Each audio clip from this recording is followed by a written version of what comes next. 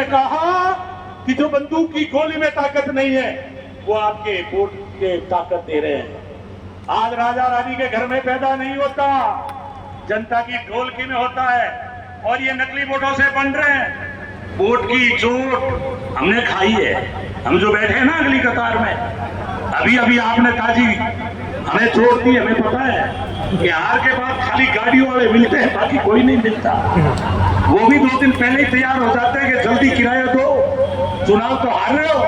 इसलिए मैं आग्रह कर रहा हूं कि डेमोक्रेसी में दिल्ली में बहुत खतरनाक लोग सत्ता में काबिज हो गए और संविधान विरोधी, किसान विरोधी ये लोग काबिज हो गए हैं। इसलिए मेरे किसान भाइयों, जो नेता झुकता है वो आपके काम का नहीं है। जो नेता बीजेपी से मिलीभगत करके चलता है वो नेता आपके काम का नहीं है।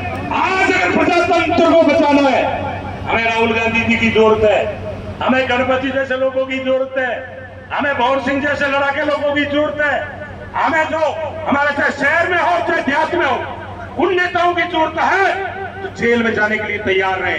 अगर हम बिजनेस को लेकर के डरते रहेंगे तो फिर राहुल गांधी मजबूत नहीं होगा, प्रजातंत्र नहीं बचेगा, संविधान नहीं बचेगा।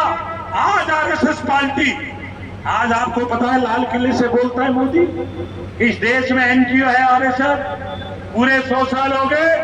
क्योंकि आरएसएस जब आजादी की लड़ाई लड़ी जा रही थी अंग्रेजों की बुफेरी कर रहा था।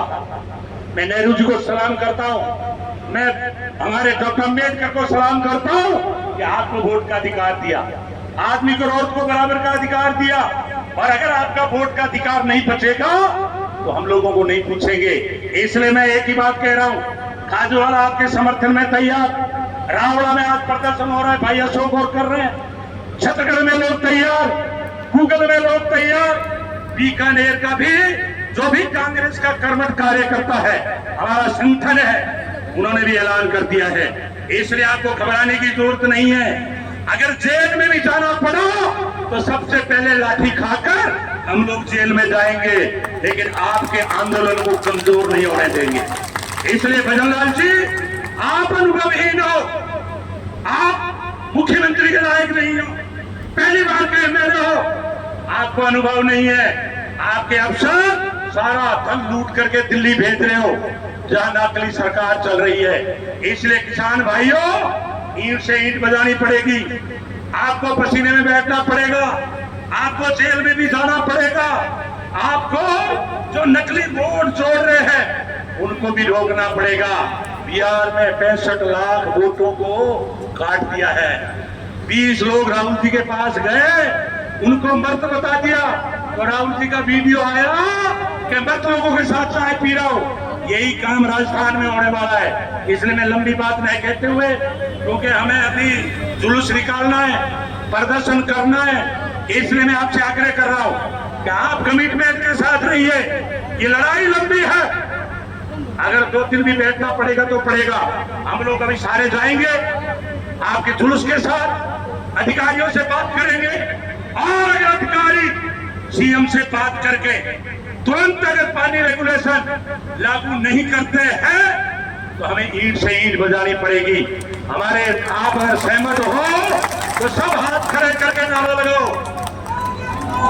किसान एकता जिंदाबाद, जिंदाबाद जिंदाबाद, किसान एकता जिंदाबाद, हमसे तो टकराएगा प्रजातंत्र में गुंडागर्दी, बीजेपी सरकार मुर्दाबाद, मुर्दाबाद मुर्दाबाद, प्रजातंत्र में गुंडागर्दी, हमारी एकता जिंदाबाद, जिंदाबाद राहुल गांधी जिंदाबाद, जिंदाबाद जिंदाबाद, किसान एकता जिंदाबाद। जिंदाबाद जिंदाबाद। बहुत बहुत धन्यवाद। जय हिंद, जय कांग्रेस।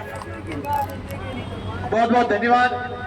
हम सबके बीच में नोखा के विधायक श्रीमती सुशीला जी ढूडी पहुंचे। इनका जोरदार तालियों के साथ स्वागत है।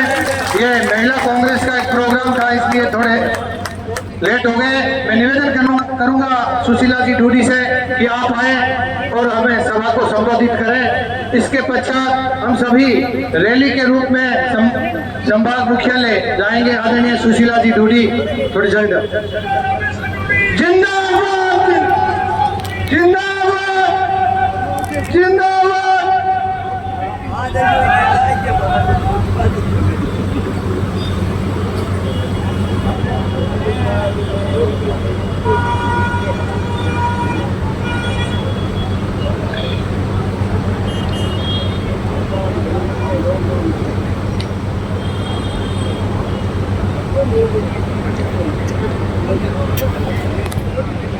आप सभी को मेरी तरफ से राम राम।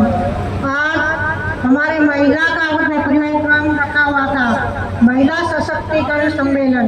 उसमें प्रोग्राम की वजह से मेरा थोड़ा लेट हो गया, इसके लिए मैं क्षमा चाहती हूँ। उस रंगमंच पर भी बहुत महिलाएं अपनी इकट्ठी हुई थी और उन्होंने महिलाओं को बहुत इकट्ठे होकर के अपने को ताकत दी। ये महिलाएं सब कांग्रेस से जुड़ी हुई महिलाएं थी और उन महिलाओं का मजबूत बनाती हैं। और महिला एक ऐसी शक्ति